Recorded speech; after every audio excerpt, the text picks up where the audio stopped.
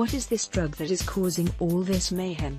The nomenclature synthetic marijuana is really incorrect. These things are not synthetic marijuana, and I worry using this term might give the wrong impression, especially to young people, said Mike Baumann, chief of the Designer Drug Research Unit at the National Institute on Drug Abuse. K2 or spice is a mixture of herbs, spices or shredded plant material that has been sprayed with chemicals that are similar to but not the same as THC, the psychoactive ingredient in marijuana. Sometimes, K2 comes in liquid form to be vaporized in e-cigarettes. It is also smoked in joints or pipes or made into a tea. Some users report similar effects to marijuana: elevated mood, relaxed feelings, altered perception. So these chemicals, which are more correctly termed synthetic cannabinoids, they're designed to stimulate cannabinoid receptors in the brain, Baumann explained. THC, the active ingredient in marijuana, also stimulates these receptors, but K2 is much more potent than THC. By much more potent, Baumann means 50 to 100 times more potent, and this greater power is more likely to cause serious side effects, like vomiting, hypertension, hallucinations, psychosis, seizure, coma and, in some cases, death, Baumann said. These synthetic cannabinoids are not marijuana. It's a different animal altogether. Synthetic cannabinoids alone don't smell like pot, he said. However, dealers sometimes mix pot into the synthetic cannabinoids. And that would smell like marijuana, he said.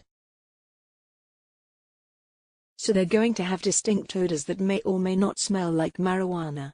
Most of the substances are made in Asian laboratories and trafficked over the internet and shipped by mail, Baumann said. Dealers get these substances, and then they put them in solvents, they dissolve them, and then they spray them onto plant material.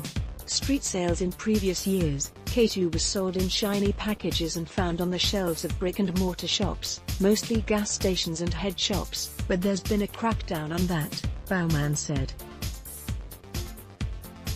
What's happening now is, it's more trafficking over the internet, where the dealers and cartels can purchase the substances via the internet and then sell them through the more traditional street dealer type of scenarios, he said. This international trade aspect means it's extremely difficult to track the import of these substances.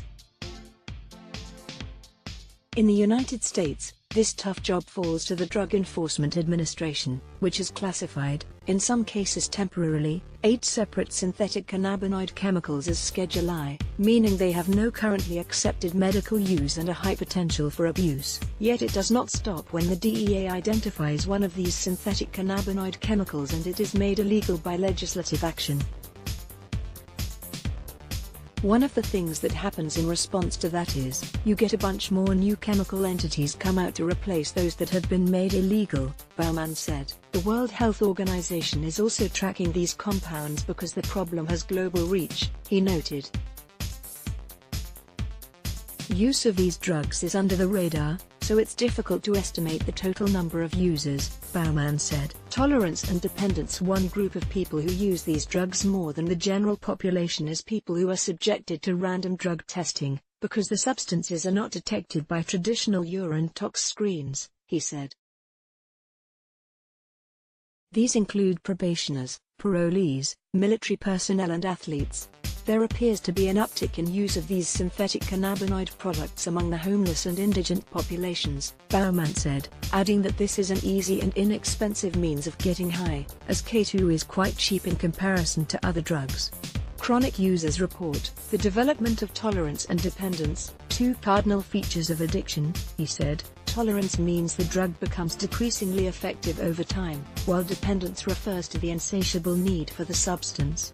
Tolerance and dependence can lead to dose escalation and compulsive use, so yes, the drugs are addictive, Baumann said. Parents looking to see whether their children might be using the drug should look for red eyes, depressed mood and changes in behavior or sleep patterns.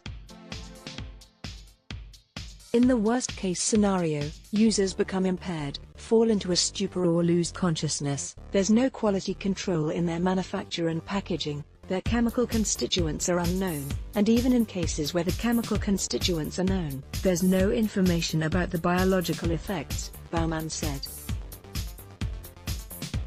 More alarmingly, he said, K2 and spice products have been laced with rat poison and opioids. These mini-epidemics are related to new substances people know nothing about, Baumann said, adding that these periodic, mini-epidemics of drug overdoses in which many people face serious health consequences as a result of using synthetic cannabinoids continue across the nation. It's the tip of the iceberg, he said. These products should be avoided at all costs.